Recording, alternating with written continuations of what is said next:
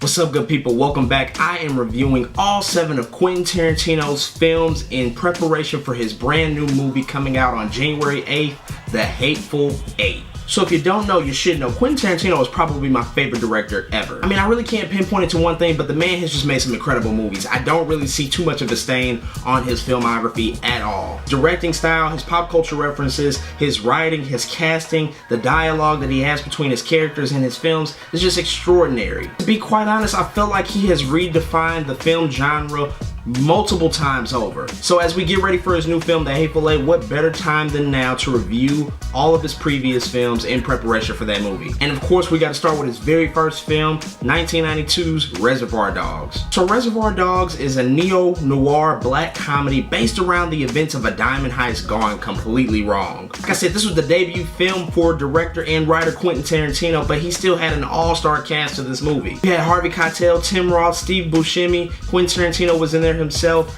and you also had Michael Madsen. With the writing ability and the directing ability of Quentin Tarantino, plus the star power of these incredible actors, you were surely gonna get an incredible film overall. So of course, Reservoir Dogs changed the movie industry, but it didn't really change the movie industry until people saw Quentin Tarantino's second movie, Pulp Fiction. Because Pulp Fiction was a little bit more popular, people had to go back and watch Reservoir Dogs after that because they had no idea Quentin Tarantino had directed another movie before Pulp Fiction. Since then, it has been regarded as a cinematic achievement in independent filmmaking. Many people honestly consider it the greatest independent film ever made. I mean, Quentin Tarantino really had a limited budget. He had done something nobody had really done before. He had took, an independent film, had an incredible cast, put it together, and made very much so a cult film, a cinematic achievement for independent and cult films. That he had redefined the way stories were told in movies. He used a non-linear method to tell the story. It wasn't really told in order. You had to actually watch the entire thing to get all of the pieces. Things were told out of order on purpose in order to build the suspense towards the climax of the film. And I mean, seriously, everybody in this movie was just hitting on all cylinders. Tim Roth was excellent. He was an undercover cop in the movie. You got to check it out to understand his role further. Steve Buscemi was hilarious, as he usually is. Harvey Keitel is a legend, and he really held it down.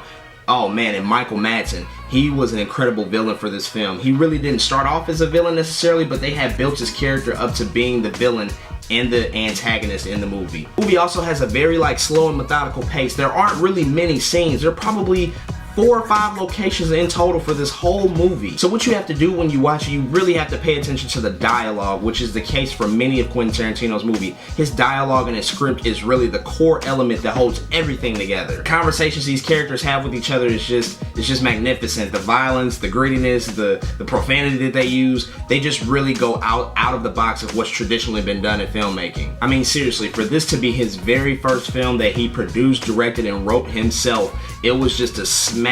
Maybe not immediately when it came out, but the effects that it's had on the movie industry ever since its inception has just been profound. And you gotta really be honest about it. Quentin Tarantino, he's a lucky guy to have this be his first film and to be such a major success and to lead to the success of his other films. But it really reshaped independent filmmaking as a whole, and it did a lot for the movie industry. So with all of that said, Reservoir Dogs is definitely one of Quentin Tarantino's best movies. It's his first movie. For everything that I said, I gotta give this movie a 9.2 out of 10 for the cultural impact that it's had, its significance, and then just the technicality of the movie, the writing and the directing itself with the actors. It's just an incredible movie overall. I still watch it to this day. Reservoir Dogs is incredible. Alright folks, that's all I got for my review of Reservoir Dogs. Like I said, go check out my other movie reviews of Quentin Tarantino's films in preparation for The Hateful Eight. As always, go follow me on social media, JRW the Creator on Twitter and Instagram, and then go check out my website, jordanrwilliams.com, and I will see y'all next time.